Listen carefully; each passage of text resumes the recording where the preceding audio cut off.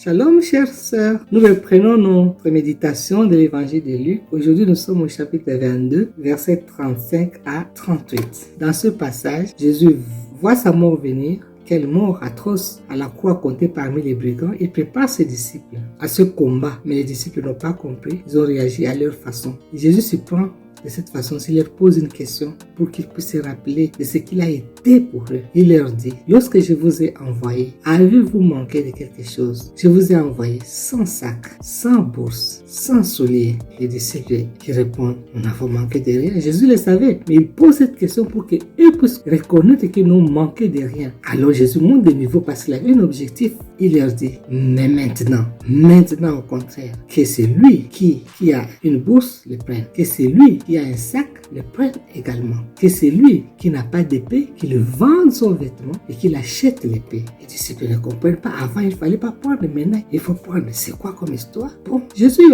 voit, il entend leurs questions. Il répond, il leur dit, c'est parce que c'est maintenant que va s'accomplir les promesses à mon sujet. Ce qui me concerne est sur le point d'arriver. Alors les disciples présentent 2 épées. Jésus dit, ça suffit.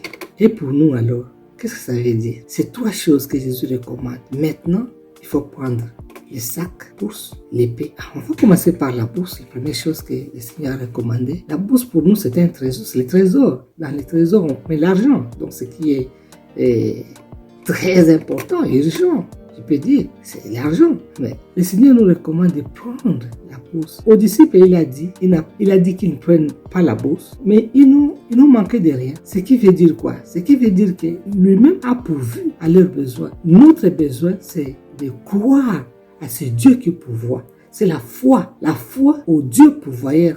Yahweh Jireh, notre bon berger, c'est lui avec qui nous ne manquerons de rien. Parce qu'il pourvoit à tous nos besoins. Quand tu donnes la vision, il donne aussi la provision. La deuxième chose que le Seigneur demande aux disciples, c'est de prendre le sac. Dans le sac, on met juste l'essentiel. C'est quoi l'essentiel pour nous? Nous avons vu pendant la pandémie et pendant les inondations. Qu'est-ce qui reste?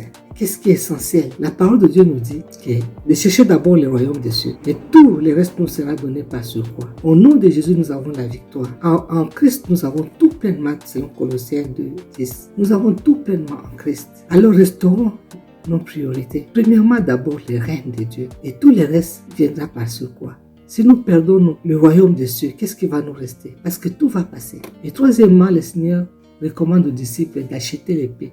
Ici, il y a un prix à payer. Ce n'est pas une question de prendre, mais si on n'en a pas, il faut acheter. L'épée de l'esprit. Dans Ephésiens chapitre 6, verset 17, prenez aussi l'épée de l'esprit qui est la parole de Dieu. Cette parole, elle est vivante et puissante, plus tranchante qu'une épée à 2 tranchants. Et cette parole est esprit et vie.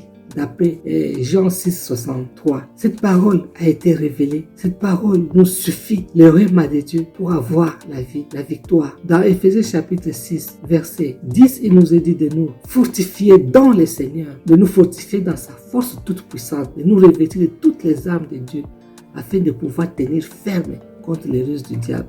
Car nous n'avons pas lutté contre la chair et le sang, mais contre les dominations, les autorités, les principautés, les esprits méchants, dans les lieux célestes. C'est pour cela que nous devons prendre toutes les armes de Dieu afin de pouvoir résister dans les mauvais jours et tenir ferme après avoir tout surmonté. Amen.